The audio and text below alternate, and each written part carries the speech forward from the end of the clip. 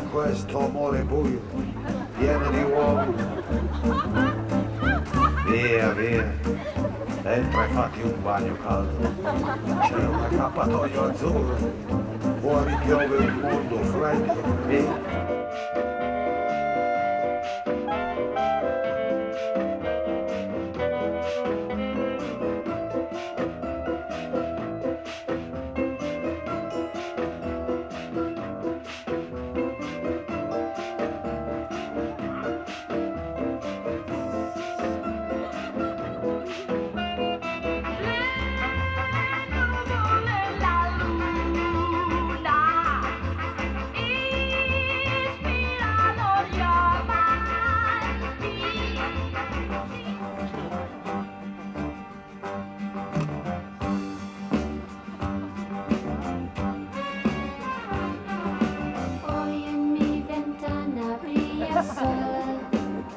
Y el corazón se pone triste contemplando la ciudad.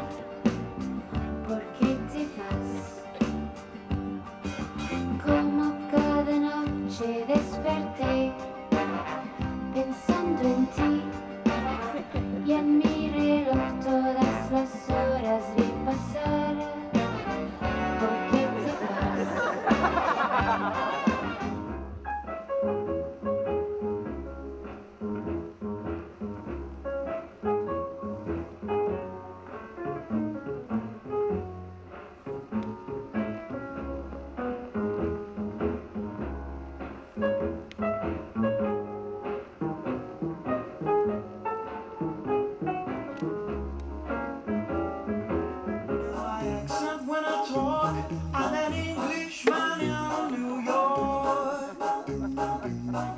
See me walking down Fifth Avenue, a walking king here by my side. I take it everywhere I walk. I'm an Englishman in New York.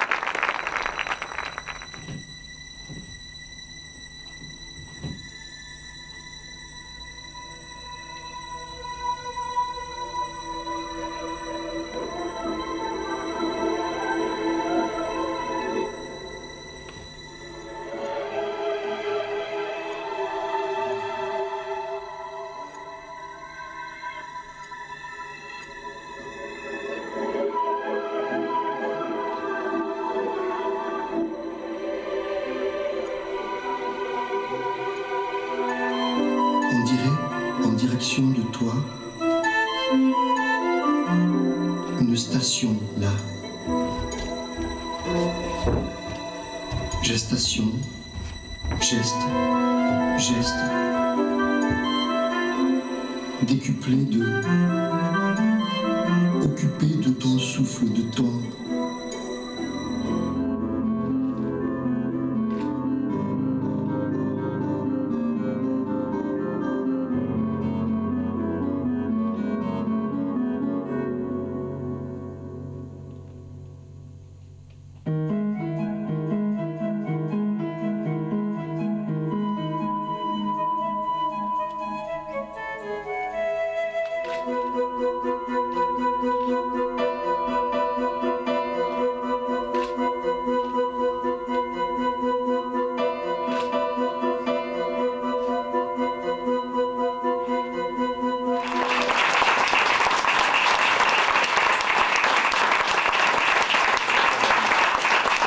nous avons décidé d'organiser cette table ronde, ce colloque, cette conférence pour justement vous éclairer sur la difficulté ou les conditions d'écriture d'un théâtre qui n'est pas un théâtre de texte. Qu'est-ce qu'un geste? Qu'est-ce qu'un mouvement? On peut dire est un mouvement tout ce qui bouge. La queue d'un chien fait du mouvement. C'est clair. Un objet, quand on déplace un objet, il fait du mouvement. Le corps humain fait du mouvement. Et donc, j'irai un peu plus loin tout à l'heure dans le concept, mais qu'est-ce que serait un geste qui différencierait d'un mouvement? On peut dire qu'un geste est un mouvement, parce qu'il bouge. Un geste bouge.